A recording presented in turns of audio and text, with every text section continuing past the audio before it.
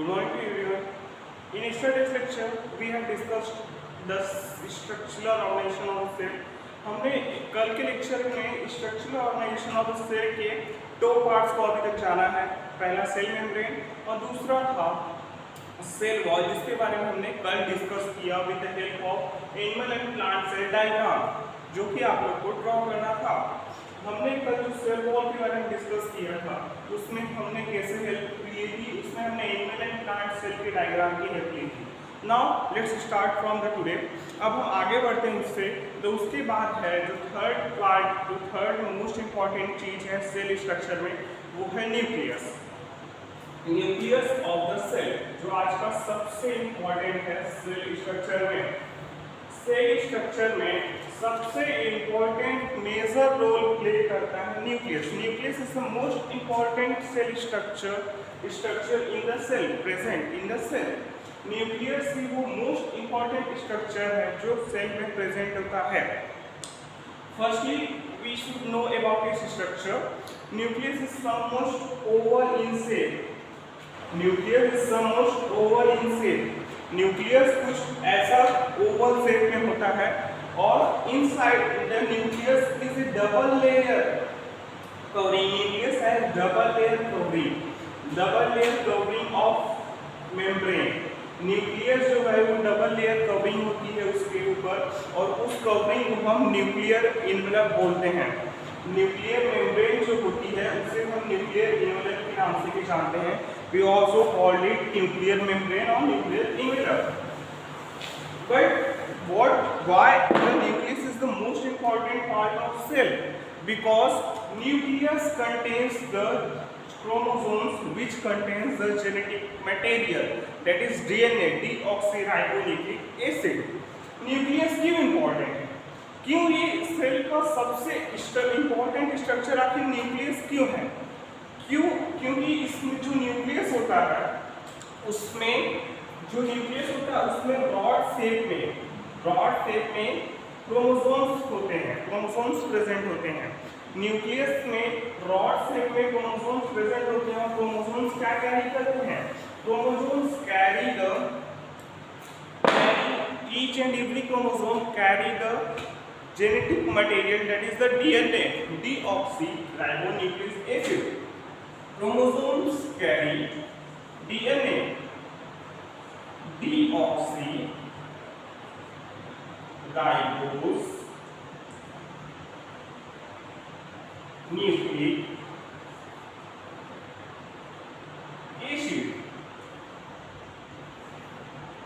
ये each and every organism का genetic material होता है।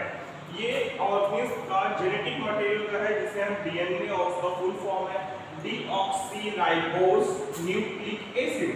ये कंटेन करता है क्रोमोसोम के अंदर हमें डीऑक्सीराइबोस न्यूक्लिक एसिड मिलता है, जो कि जेनेटिक मटेरियल होता है जिसे हम जीन्स के नाम से भी जानते हैं। DNA molecules also known as genes. Chromosome contains information for inheritance of features from parents to next generation in the form of DNA. Chromosome हमने कहा ना, बताया ना, क्रोमोसोम क्या करते हैं? इंफॉर्मेशन कैरी करते हैं पेरेंट्स से नेक्स्ट जनरेशन तक। वो इंफॉर्मेशन कैरियर बनते हैं और क्या इंफॉर्मेशन रहती है? That is the DNA. Deoxyribose nucleic acid is the information which is carried by the chromosomes from one generation to the other. And in some cells, this which is not dividing, this DNA is present as a part of chromatin material. और कुछ sales में जो divide नहीं कर सकते उनमें ये chromatin material के फॉर्म में मौजूद होता है। क्रोमेटिन में होते क्या है? Chromatin material is visible as entangled mass of thread structure. Chromatin कुछ उलझे हुए धागों की तरह होते हैं, उलझे हुए धागों के गुच्छों की तरह होते हैं, जिसमें जो सेल डिवाइड नहीं कर सकती उनमें ये डीएनए वो क्रोमेटिन फॉर्म में होते हैं। और क्रोमेटिन क्या होते हैं? कुछ उलझे हुए धागे के स्ट्रक्चर्स होते हैं और बाद में वो क्रोमोसोम का फॉर्मेशन करते हैं। But as we know that it is the most important part of the cell, nucleus plays an important role in the cellular reproduction. Nucleus ही इंपॉर्टेंट रोल प्ले करता है cellular reproduction means dividing in the cell.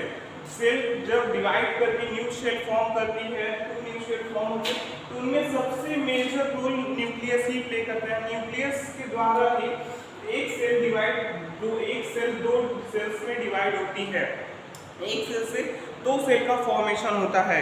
Nucleus plays a central role in the cellular reproduction, the process by which a single cell divides and forms two new sales.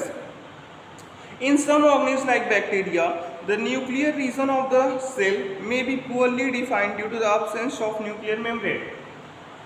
हम कुछ bacteria में देखते हैं कि उनके nucleus के चारों तरफ न्यूक्लियर मेम्ब्रेन नहीं होती है।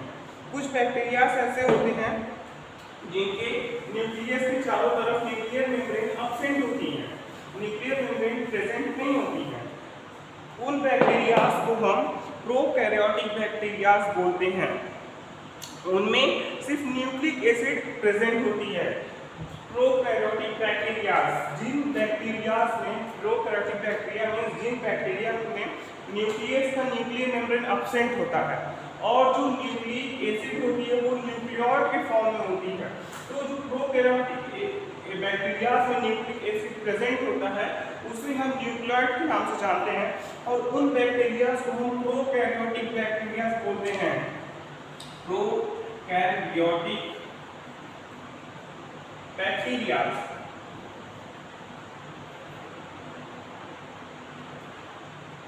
एंड जिनमें दोनों मौजूद होती हैं, इनमें और जिन सेल्स में जिन बैक्टीरिया में न्यूक्लियस या न्यूक्लियर मेम्ब्रेन प्रेजेंट होता है उसे हम यूकैरियोटिक बैक्टीरिया के नाम से जानते हैं।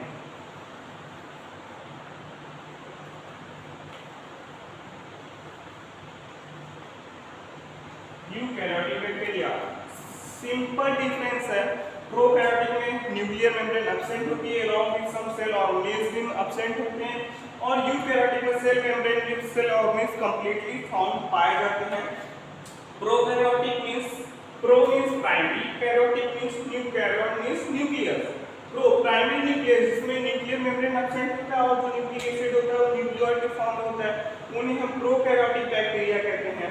और जिनमें न्यूक्लियर मेम्ब्रेन प्रेजेंट होता है अलॉन्ग विद सेल ऑर्गेनिज के साथ जो न्यूक्लियर मेम्ब्रेन जिनमें प्रेजेंट होता है उन्हें हम यूकैरियोटिक बैक्टीरिया के नाम से जानते हैं। The chloroplast in photosynthesis prokaryotic bacteria is associated with membranous vesicle bag-like structure, but not with the plastid as in eukaryotic cells.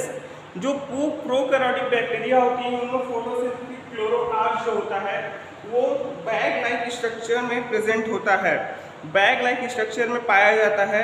But वहीं यूकैरियोटिक बैक्टीरिया में वो बैग लाइक स्ट्रक्चर में नहीं पाया जाता है, वो प्लास्टिड्स में क्लोरोप्लास्ट पाया जाता है। बट इन प्रोकैरियोटिक बैक्टीरिया जो क्लोरोप्लास्ट होता है वो बैग लाइक वेसिकल्स में पाया जाता है। So after that, our next topic is the cytoplasm. After discussing about the nucleus, as it is the most important part of the cell and plays a major role in the cell reproduction. After that, we are going to discuss about the cytoplasm. Our next topic after the nucleus. ये cytoplasm, अभी तक हमने तीन चीजें discuss की, cell membrane, cell wall and nucleus.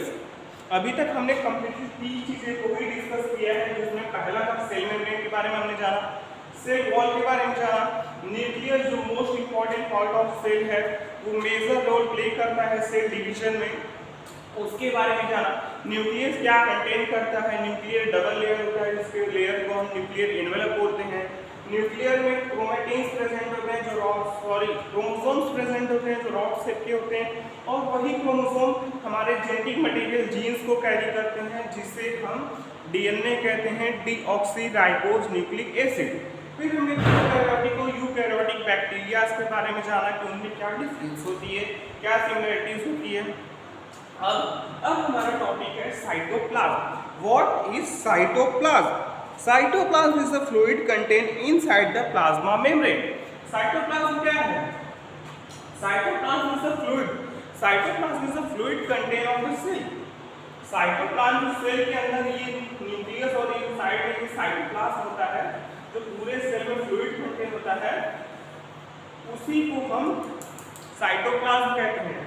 Each and every cell must have the cytoplasm. Cytoplasm each and every cell में present होता है। Cytoplasm is the fluid content of the cell covered inside the plasma membrane. ये रहा हमारा plasma membrane और इसके अंदर रहा हमारे ये cytoplasm. Cytoplasm also contains specialized cell organelles. जो साइटोप्लाज्म होता है वो जो सारे सेल ऑर्गेनेलीज होते हैं, जैसे कि हमने कल सेल वो उसके डायग्राम में देखा था प्लांट एंड एनिमल सेल में, जैसे हुआ क्या हमारा Golgi body, rough endoplasmic reticulum, smooth endoplasmic reticulum, mitochondria, ये सब साइटोप्लाज्म के अंदर ही मौजूद होते हैं। ये रहा हमारा प्लाज्मा मेम्ब्रेन, उसके अंदर पूरा साइटोप्लाज्म पूरा इंक्लूड होता है। न्यूक्लियस और न्यूक्लियस भी इसी में होता है और जो सेल ऑर्गेनेलीज जो होते हैं वो भी साइटोप्लाज्म में ही पाए जाते हैं। Cell organelles are enclosed by the membrane. और जो सेल ऑर्गेनेलीज होते हैं, जो सारे सेल ऑर्गेनेलीज होते हैं वो एक मेम्ब्रेन के द्वारा इनक्लोज किए जाते हैं। If we talk about the prokaryotic and eukaryotic cells in this sense of cytoplasm, तो जैसे प्रोकैरियोटिक सेल्स में न्यूक्लियर मेम्ब्रेन नहीं होती है, तो और उसी तरह जो सेल ऑर्गेनेलीज की मेम्ब्रेन होती है वो भी उसमें एब्सेंट होती है। और यूकैरियोटिक की बात करें तो उसमें along with the cell organelles membrane nuclear membrane भी प्रेजेंट होती है। So it is very important, cytoplasm is also important part of the cell. अगर हमें इसका एग्जाम्पल लेके समझना है तो अगर हम वायरस का एग्जाम्पल्स लें तो वायरस में कोई भी मेम्ब्रेन बाउंड नहीं होता है। सो इसीलिए जब वो इन्वायरमेंट में होते हैं वो इनएक्टिव फॉर्म में होते हैं। But whenever they are going to enter in a human body और एनी ऑर्गेनिज्म बॉडी, जब वायरसेस किसी भी ऑर्गेनिज्म के बॉडी में इंटर करते हैं तो वो अपनी मशीनरी को एक्टिवेट करके वो एक्टिव फॉर्म में आके अपने नंबर्स को बढ़ाने लगते हैं। तो वो उनमें सेल्स नहीं मेम्ब्रेन नहीं प्रेजेंट होती है, इसलिए वो इनएक्टिव फॉर्म में प्रेजेंट होते हैं। But when we come in contact with any organism body, they were going to be active and produce their number, increase their number. So in today's topic we have firstly discussed about the nucleus of the cell, जो कि सबसे important होता है part होता है cell का, और दूसरा हमने जाना साइटोप्लाज्म के बारे में। और इन दोनों के डिस्कशन के साथ हमने प्रोकैरियोटिक एंड यूकैरियोटिक